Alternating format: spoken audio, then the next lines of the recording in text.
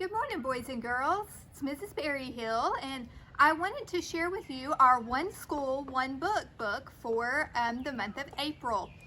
We know that you're at home and that you won't be able to take the book back and forth like we've done all the other months, but we still wanted to be able to share the book with you and let you and your family enjoy some of the activities that Mrs. Miller has created for our April book, The Great Kapok Tree by Lynne.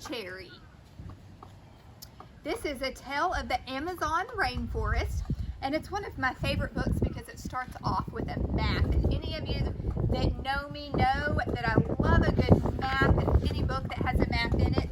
And so the front right here has a map, and you can see in green here all the areas of the world where rainforests still exist.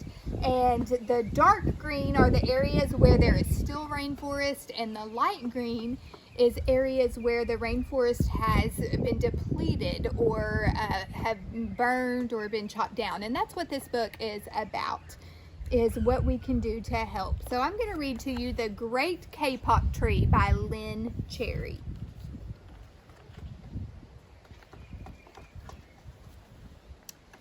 Two men walked into the rainforest.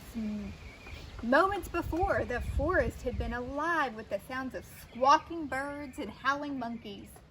Now, all was quiet as the creatures watched the two men and wondered, why had they come? The larger man stopped and pointed up to the great kapok tree, and then he left.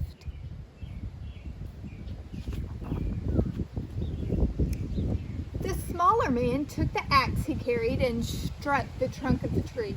Whack! Whack! Whack! The sounds of the blows rang through the forest. The wood of the tree was very hard. Chop! Chop! Chop! The man wiped off the sweat that ran down his face and neck. Whack! Chop! Whack! Chop! Soon the man grew tired. He sat down to rest at the foot of the great kapok tree. Before he knew it, the heat and the hum of the forest had lulled him to sleep.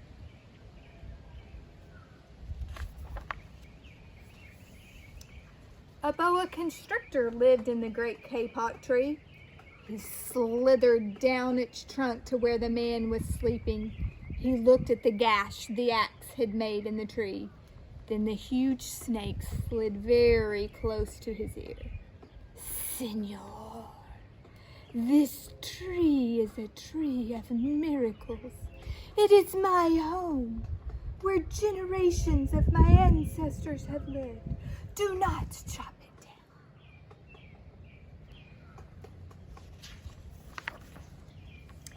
down. A bee buzzed in the sleeping man's ear. Senor, my hive is the kapok tree, and I fly from tree to tree and flower to flower collecting pollen. And this way I pollinate the trees and flowers throughout the rainforest. You see, all living things depend on one another.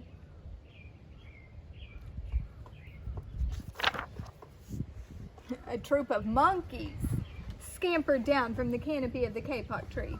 They chattered to the sleeping man. Senor, we have seen the ways of man.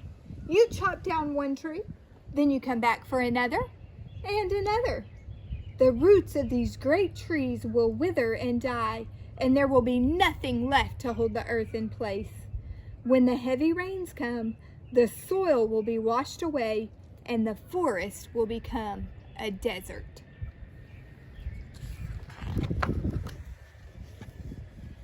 A toucan, a macaw, and a cock of the rock flew down from the canopy. Senor, squawked the toucan, you must not cut down the tree. We have flown over the rainforest and seen what happens once you begin to chop down the trees. Many people settle on the land. They set fires to clear the underbrush, and soon the forest disappears. Where once there was life and beauty, only black and smoldering ruins remain.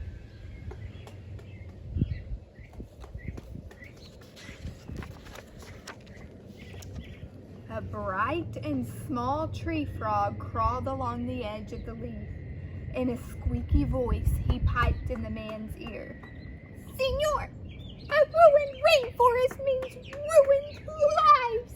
Many ruined lives. You will leave many of us homeless if you chop down this great kapok tree."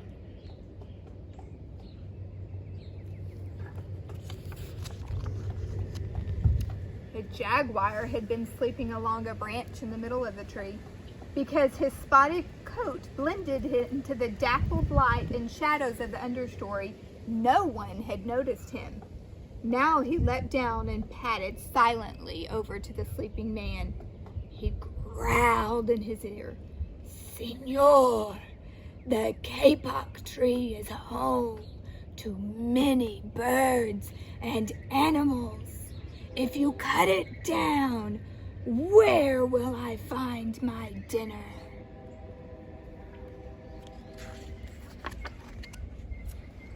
Four tree porcupines swung down from branch to branch and whispered to the man, "Senor, do you know what we animals and humans need in order to live? Oxygen. And senor, do you know what trees produce? Oxygen. If you cut down the forest, you will destroy that which gives us all life."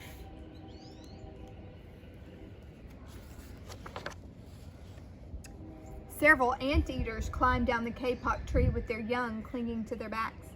The unstriped anteater said to the sleeping man, "Senor, you are chopping down this tree with no thought for the future. And surely you know that what happens tomorrow depends upon what you do today. The big man tells you to chop down a beautiful tree.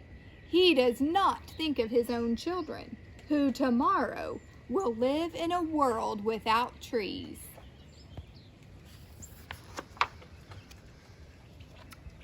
A three-toed sloth had begun climbing down from the canopy when the men first appeared. Only now did she reach the ground. Plodding ever so slowly over to the sleeping man, she spoke in her deep and lazy voice. "Senor, how much is beauty worth? Can you live without it? If you destroy the beauty of the rainforest, on what would you feast your eyes?"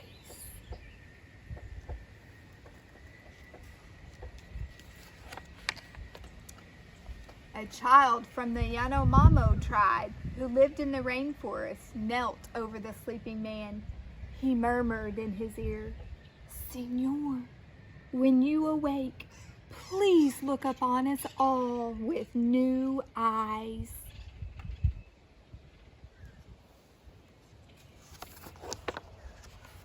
The man awoke with a start. Before him stood the rainforest child, and all around him, staring, were the creatures who depended upon the great kapok tree. What wondrous and rare animals they were!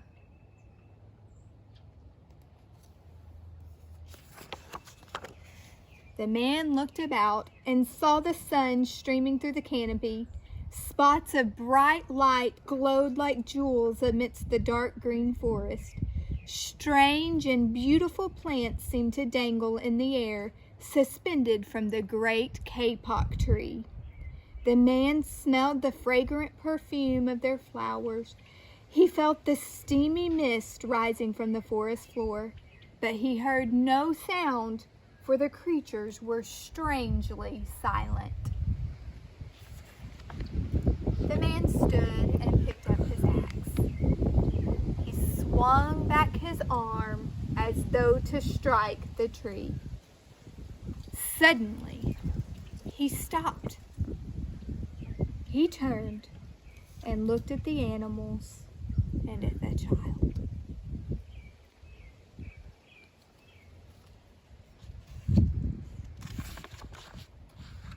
He hesitated.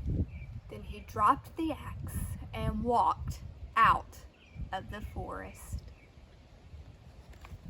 The end.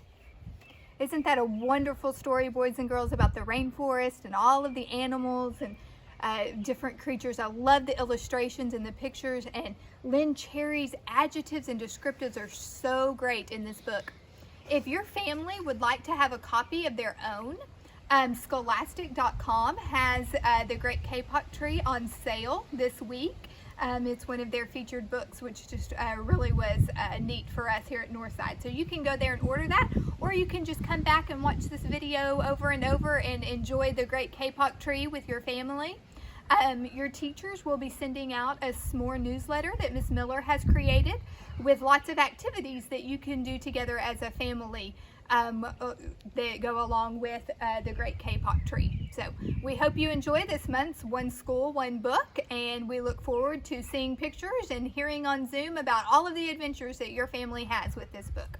Thanks. Remember, Northside loves you.